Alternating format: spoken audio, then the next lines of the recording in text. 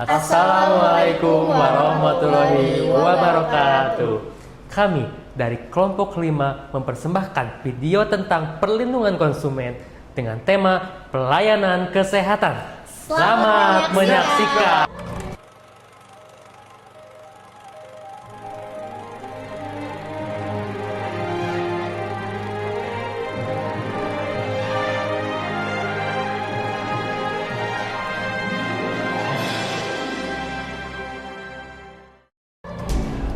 Ayo, masuk. Silakan.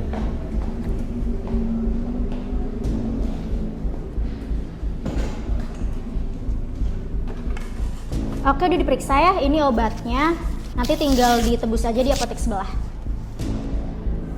Dok, ini isi obatnya apa aja ya? Ya, nggak usah terlalu dipikirin lah. Itu obat umum kok untuk pasien. Oke, Dok.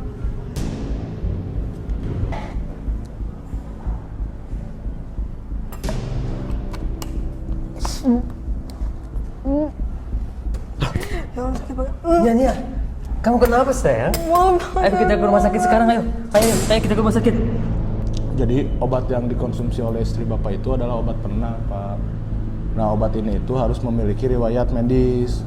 Jadi tidak sembarangan dokter ngasih obat ini. Jadi begitu, Pak. Oh jadi gitu dok? Apakah kami bisa menuntut dokter itu yang sudah ngasih obat sembarangan kepada kita? Bapak tenang, Bapak bisa menuntut dokter tersebut. Bapak tenang. Oke dok, kalau begitu kami akan menuntutnya. Ibu Nia, Pak Andi, menurut Undang-Undang Nomor 8 Tahun 99 tentang perlindungan konsumen. Jadi di sana tuh Bapak berhak untuk mendapatkan informasi yang benar dan berhak atas keamanan produk dan jasa yang Bapak gunakan. Begitu. Oh, jadi berarti kita bisa menuntut mereka supaya dokter itu dikenakan sanksi. Tentu bisa. Kita ajukan pengaduan kepada Dewan Kehormatan Profesi, bahkan ke Badan Perlindungan Konsumen Nasional bisa kita ajukan. Kalau apa itu jadi, saya nggak mau kalau ada hal tersebut terjadi lagi.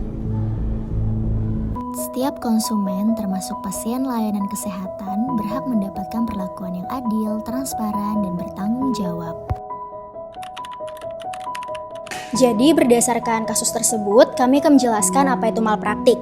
Malpraktik pada dasarnya adalah tindakan profesional yang bertentangan dengan SOP, kode etik, dan undang-undang yang berlaku, yang disengaja maupun akibat kelalaian yang merugikan ataupun mengakibatkan kematian pada orang lain.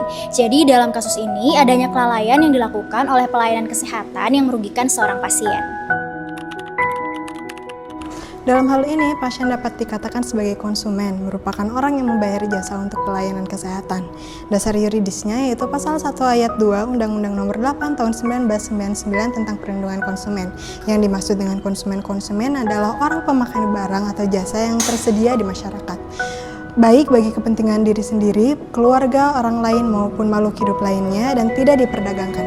Kemudian rumah sakit sebagai penyedia jasa melayani kesehatan memiliki tugas untuk memberikan pelayanan kesehatan perorangan secara paripurna kepada masyarakat yang harus senantiasa menjunjung tinggi nilai-nilai kemanusiaan. Dokter sebagai pelayanan kesehatan telah melanggar pasal 8 huruf A dan B Undang-Undang Nomor 8 Tahun 1999 tentang perlindungan konsumen, menyatakan bahwa konsumen berhak mendapatkan kenyamanan, keselamatan atas barang atau jasa yang diperlakukan atau dilayani secara benar, jujur, dan tidak diskriminatif.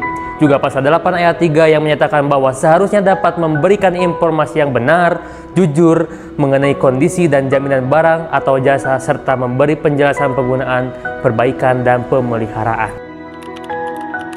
Akibat hukum dari malpraktek sendiri jika tidak mengacu pada ketentuan pasal 19 ayat 1 Undang-Undang tentang Perlindungan Konsumen, kerugian yang diderita oleh korban malpraktek sebagai konsumen jasa akibat tindak medis yang dilakukan oleh dokter sebagai pelaku usaha.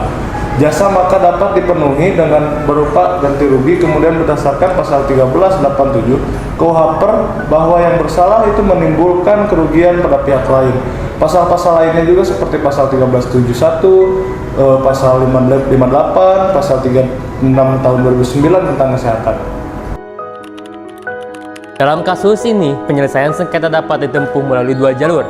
yaitu jalur non-litigasi dan juga jalur litigasi.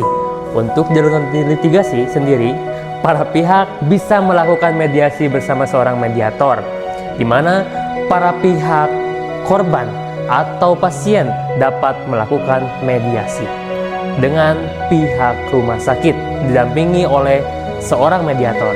Kemudian, secara litigasi, para korban atau pasien bisa melaporkan terlebih dahulu ke MKDKI, Majelis Kehormatan Disiplin Kedokteran Indonesia. Karena MKDKI ini berwenang untuk memutuskan apakah seorang dokter ini bersalah atau tidaknya. Lalu baru dilanjutkan kepada tahap penyelidikan, juga bisa digugat secara perdata.